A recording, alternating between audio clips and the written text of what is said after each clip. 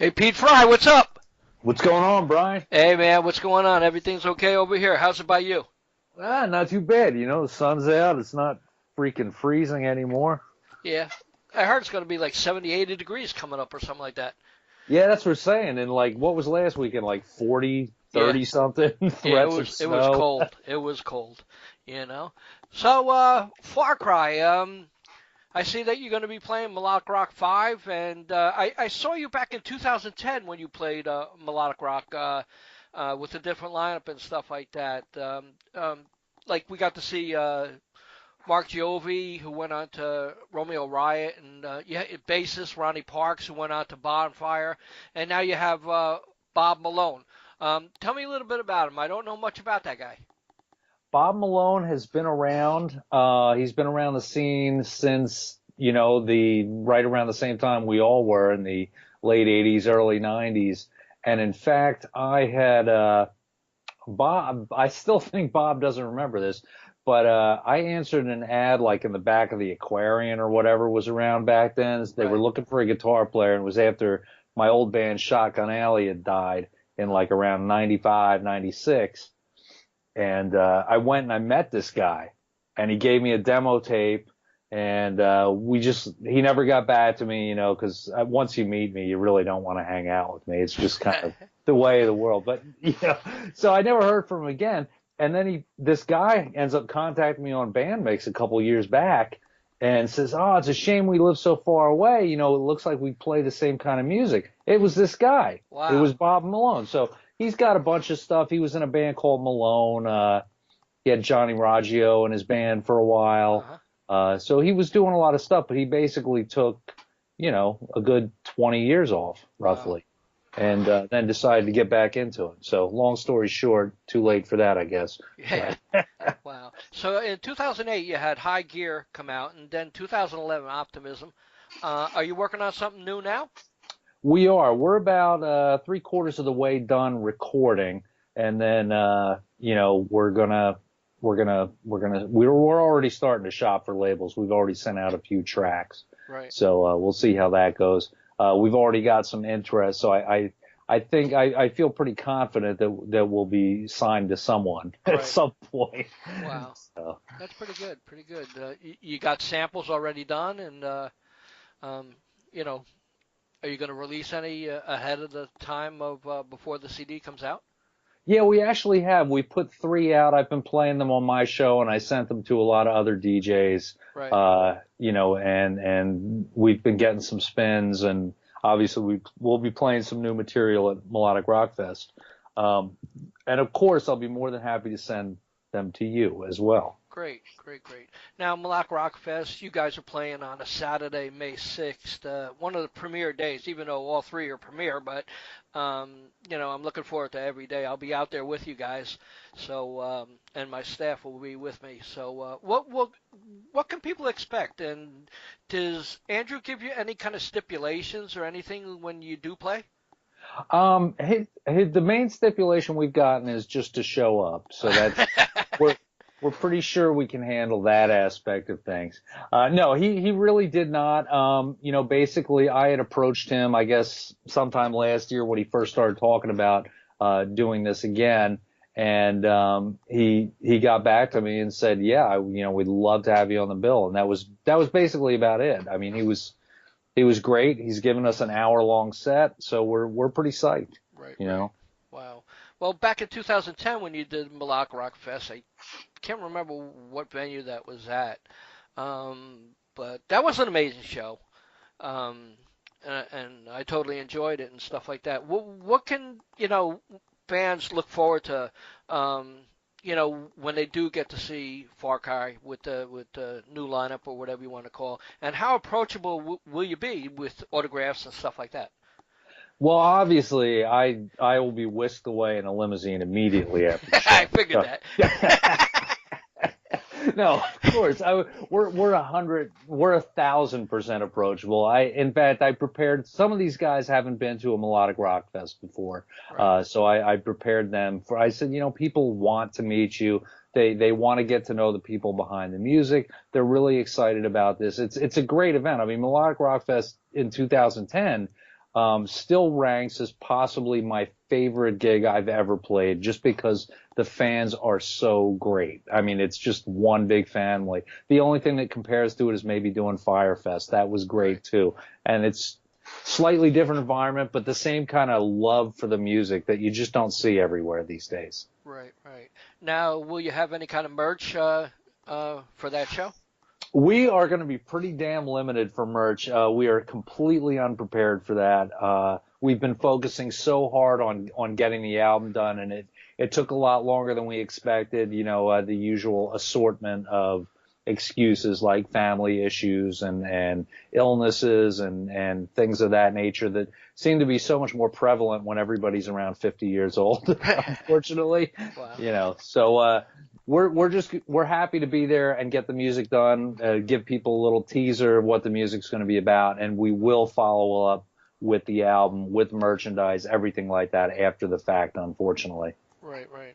Well, I'm sure people are going to want some Pete Fry guitar picks. Well, there's always going to be an ample supply of those. Right. You know, I never leave home without them. Right. I mean, that's such a collectible item. I mean, girls put like the little drill hole in it and wear it around their neck, and you know, it's just a crazy collectible thing that people love.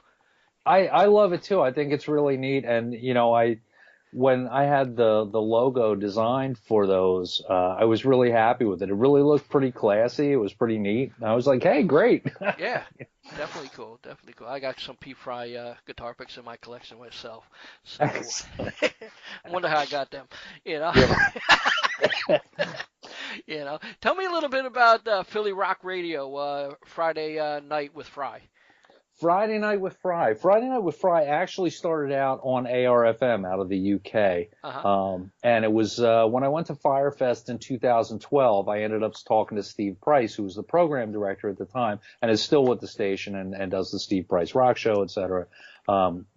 Great guy. And I asked him how the station was doing. He said, well, you know, we'd be doing great if we had a few more presenters. Right. Do you know anyone who might be interested? I said, well, I might be interested. He's like, oh, really? I said, yeah.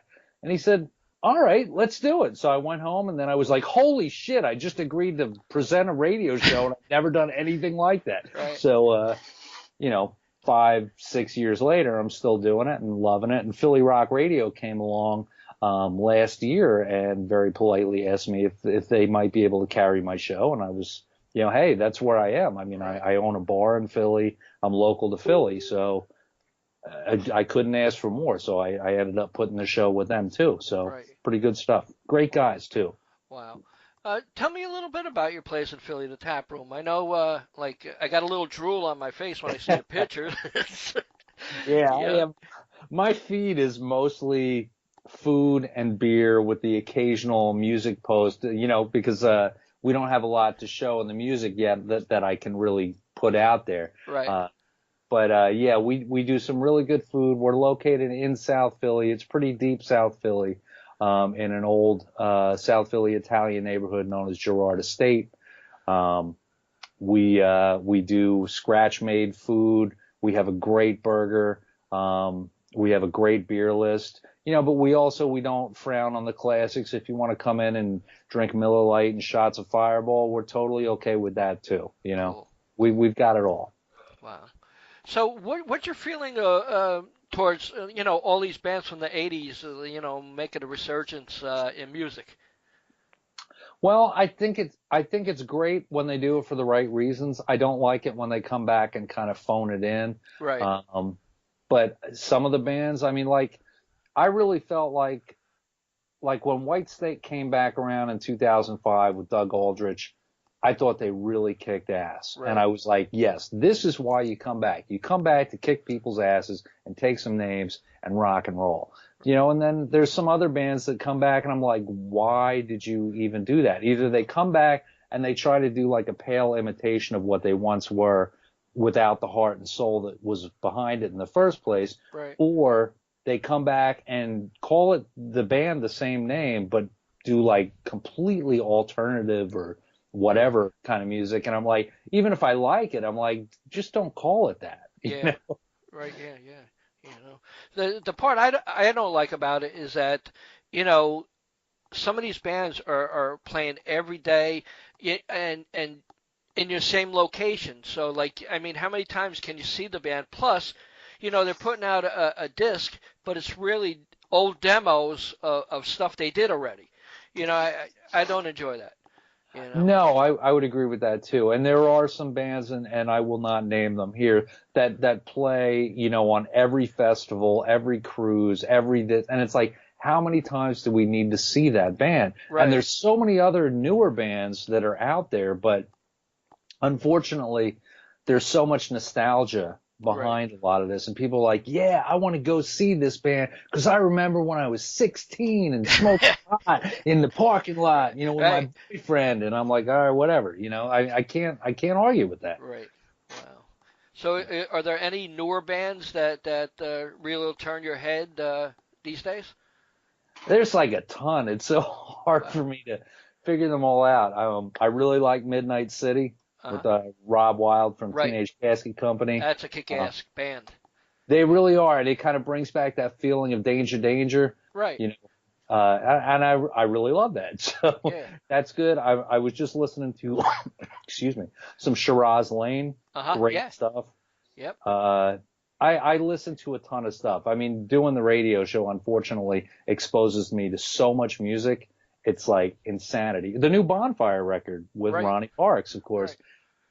Fantastic stuff. Just really solid rock and roll. They're playing it like they mean it. And that's what I like. I mean, any band, whether they're an old band that comes back new or a new band that comes out of nowhere, as long as they're playing it with heart and soul, I'm down with it, Right. I mean, I hooked up with Ronnie, maybe about 9 months ago when he was back in Jersey, and he was telling me that he actually, they let him write, the whole album, and he says, I never got to really write a whole album, and that album was amazing. That was the prior release from Bonfire before the new one. Right. And, he's so excited, and about writing. So like at least he got a chance to really, move to the forefront of at that band.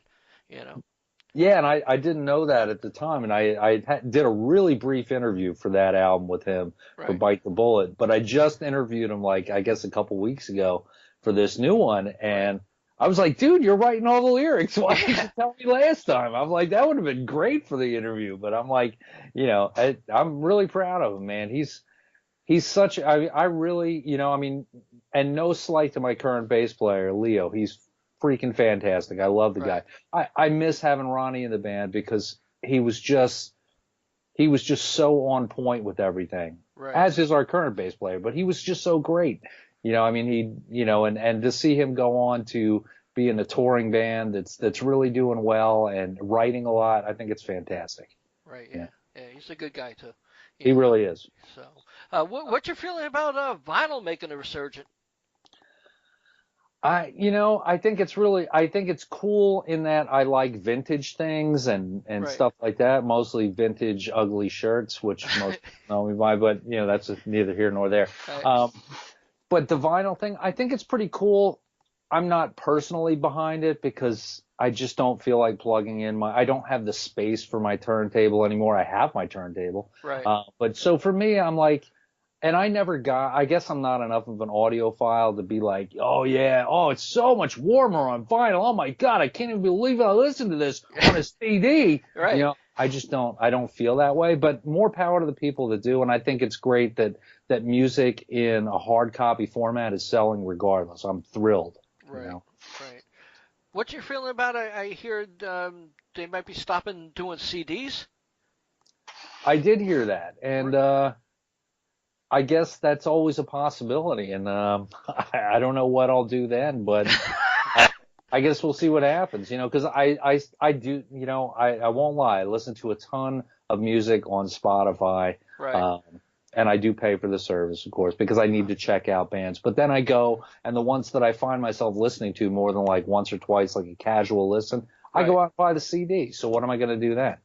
Because I understand Apple's talking about not being able to buy music from iTunes, and it'll be a subscription service only. Right. And that's kind of the model that everything is going to, almost like all the software platforms. It's like, yeah, you just pay every month and you get everything supposedly. I'm like, I don't know. I don't like that whole mentality, Right. but No. whatever. Right. Now, since you do that Friday night with Fry, tell me how many bands try to contact you just to, get their name out there or for you to play something on them? It's pretty regular. I mean, I get some that are, definitely not a good fit. Right. And I get other ones that are a good fit. I get some that are really good, some that aren't so good. That's always the challenge when you hear something that I'm like, that just isn't really up to the quality level that I can play. But I don't want to tell somebody that. Right.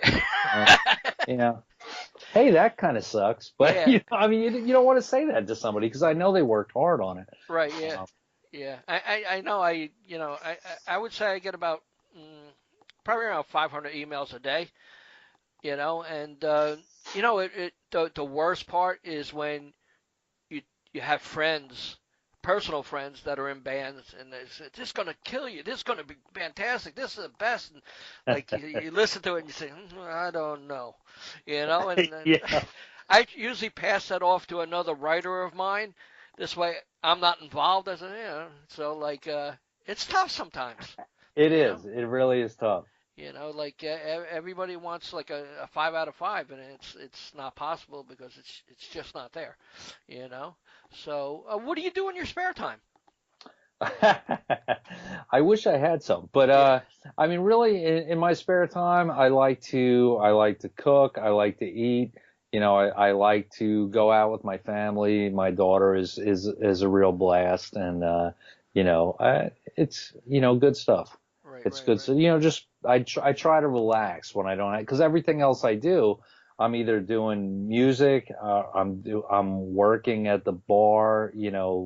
I just have so much other stuff going on. It's nice to be able to take a little break and just do things that, are fun, Right. just straight up. And not that music or the bar isn't fun. I chose both of those paths and I love them to death. But, Right. sometimes it's nice to take a little break from that. Right. You have anything coming up that you'd like to talk about? Other than the new album, which, by the way, is being mixed by Paul Crook, who did Meatloaf, the last several Meatloaf albums, was involved with Anthrax for a while. He's been doing a great job. Really, really has, and as we get more into it, as we send him more stuff and he brings it together, I feel like he's putting his own little footprint on it, which is great. I'm really proud of this album. I'm really excited about it, and I can't wait till people can hear it. Obviously, the sole piece of trepidation I have around the new release is we have a new singer. So you automatically know that there's going to be a chunk of people that are like, it's not the old singer. I don't like it. So, you're just going to get that. And it's like, I don't have the opportunity to use the old singer. He's not interested in being in bands. He's only interested in doing projects and things like that. So it is what it is, Yeah. Yeah, I know. Same thing with band. One guy leaves in a band and then they say, "Oh, they don't sound the same." How can they not sound the same? I understand if it's a singer, it's not going to sound the same. But if it's like a drummer or bass player, whatever, it's okay with me, I guess. It don't really bother me unless it's a singer. Yeah, I want to hear something different actually. Like in Kiss, if Paul Stanley did all the vocals, I'd like to hear the other guys sing too. So it's I'm sure the fans will be drawn first for the music, and then second for the new vocalist and stuff like that. So hopefully that works out really well. When do you expect the release? We don't have a date at this point, and I don't like to hazard a guess at this point, but I will say that we are really close to finishing the recording, and then at that point, it's basically a matter of depending on which label we end up with, how long it takes to get everything together, how much we're involved with that, all the usual suspects. So I'm fingers crossed this year. Right. And originally I was sure that we were going to get this done by Melodicrock Fest, and it totally didn't happen. Right. And I can't blame anyone for it other than ourselves. We just got caught up in a bunch of things. Things took longer than we expected. It's it's a little crazy out there. So, Right. you know, and I understand the whole thing about the singer. I mean, I totally agree with you, because the singer thing that is a major difference. When you change from David Lee Roth to Sammy Hagar, it's a major difference. You know, the singer always makes a difference. And I think anybody that argues the point that the singer is not the focal point of the band, regardless of whether they're the driving force creatively or they're managing the band or any of that stuff, they're the thing that people remember. Right. So when that changes, it's a big deal. I mean, I would love it if people were like, oh my God, I could never listen to Farcry if Pete Fry wasn't in it. But to be honest, I'm a guitar player. You know, most people are not going to notice the difference between me and somebody else filling in for me. Right. As much as I would like that. So, yeah. Wow. Now, your first two releases was on Kibble Records, and now you're looking elsewhere, or maybe still want to go on Kibble Records. I don't know. But, you know, how's that fit into the mold going somewhere else? How does the album? Yeah, like, you know, I'm sure Kibble has, you know, a certain format and stuff like that, and you're going to probably be going for a different label. Does that really bother you, or it's okay? No, it's totally okay. You know, we left the label voluntarily, and you know, we've decided to look elsewhere. So I'm not really worried about that. I mean, the main thing that I need to get out of this, and that Farcry needs to get out of it, is we need something that looks good, sounds good. It needs to be totally pro, and just like the other two releases we had. Right. You know, we're not cutting corners, and we never plan to. So, you know, it's just the way things are going. So it's all good. Cool. How many tracks will be on there? We are looking at somewhere between 10 and 12. Right. It depends how many we decide we want to put on that initial release, and whether we want to save any for bonus tracks or what have you, you know, that kind of thing. Right. But it's going to be at least 10. Cool. Will there be any other shows beside Melodicrock Fest? At this point, we have nothing booked. We've purposely not even looked at anything else right now, because other than Melodicrock Fest, which was too important to pass up, our focus is getting this damn album done. Right. And every time you have a show, then it's like, well, then you got to do rehearsals. You got to come up with a set list. Right. You got to figure out how to build that. And it's like, we just can't focus on that right now. Right. So we're at the same time as we're recording the album, we're also rehearsing for Melodicrock Fest. So it's enough as it is. We don't need any other shows in the hopper. Right. Well, Pete, it was great talking to you, and a pleasure always talking to you when I see you in person or whatever. And, you know, I can't wait to meet up with you at Melodicrock Fest 5 again, May 6th for you guys on a Saturday. Congratulations on the new upcoming release, and would you like to say anything to the fans in conclusion? I just want to say thank you to everyone who's followed us, even in our period of like not putting anything out. You know, the people that continue to listen to the first two albums and are looking forward to the third album. Thank you so much. We couldn't ask for better fans, and we look forward to seeing as many of you that get there in Chicago as possible. Cool. Thanks a lot, Pete. Yeah, thanks, Brian. Have a great day, brother. Bye-bye.